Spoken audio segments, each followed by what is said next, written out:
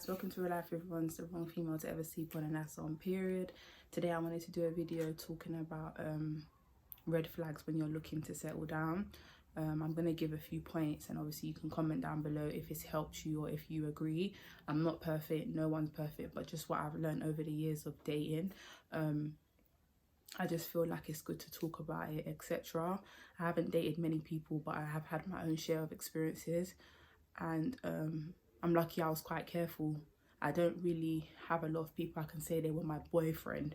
I might have had a few crushes, but I've actually only dated like a specific amount of people, lower than 5, lower than 3 should I say. But yeah, so number one, I would say communication. That's the first one. You need to make sure they're communicating with you, treating you right, checking on you, etc. Making sure you're good, making sure that you're both on the same page of where you want the relationship to go, answering text messages, answering phone calls. That's number one. Number two, I would say listening skills and observing each other, making sure that you are listening to each other, you know what the person likes and what they don't like, you're seeing them for themselves, the things you like about them, you're seeing if that's the right person for you, where it's gonna go. Like, listening is good, and observing each other. Number three, I would say culture and quality. You want to know if the person's got the culture and quality that you like, your family would like, and if there's someone you would want to have kids with or be married with or date long term. Because some people, you meet them and it's just like, you're all right, but nah. Do you get it? I've had that twice. Yeah, I've spoken to someone and I felt like, you're all right. Maybe I just thought you was, you know, decent, but you're not the person that's really giving me the vibe that, yeah, this one was sent from God kind of thing. So yeah, I think, did I say number 3? I think number 4, I would say efforts. Yeah, sorry, it took me a while. Efforts. You need to see if the person's got efforts, if they're making efforts to meet up with you. Are they making efforts to meet your family and friends? Are they making efforts to put time aside for you? Are they making efforts to buy you things? Not even like big things, but like, for example, they know you like a certain thing, they might specially just get it for you one off, or they know you like meeting up with them, they'll just always try me up with you when they're free. Like, just making efforts. I think number 5 or number 6, but I'm gonna write them all down in numbers. I would say patience.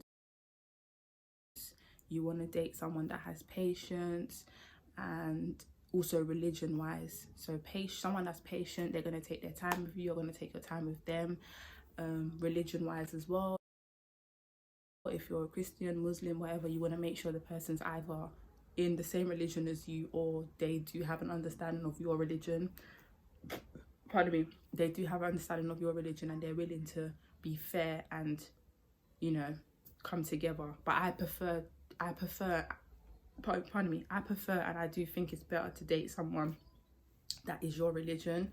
Obviously, if it works for you and you don't mind having half your religion, half thingy with your kids growing up, that's you. But if it's just someone you're talking to, then you don't need to worry. But if it's something you're going to take further in the future, it is better from my experience. I haven't dated someone that's not my religion before, but from my experience, I think it works better when you're the same religion. So there's no like challenges or like debates or whatever. And yeah, I think those are a few big highlights really, and I just felt like I'll do a video and talk about it, because I feel like nowadays the generation's moving faster, people are just dating, but it's good to sit down and think, whoa, what do I actually want if it's long term? What do I want if this is someone I want to marry? What do I want if I actually want a boyfriend or a husband, not just a bae or a sneaky link? Do you know what I mean? So I just thought to give people those little views of what I think. And also, if you're young and under 18, I would always say live your life. Obviously, you're going to have crushes and stuff, even under 20, sorry. If you're 18, under 18 or under 20, just live your life. You know, I feel like from 20 upwards, you'll find your dream husband or your dream long-term guy. But when you're young and you're in your teens, don't ever get it twisted. Obviously, some people, though, in their teens, they meet someone and they actually marry them when they're older.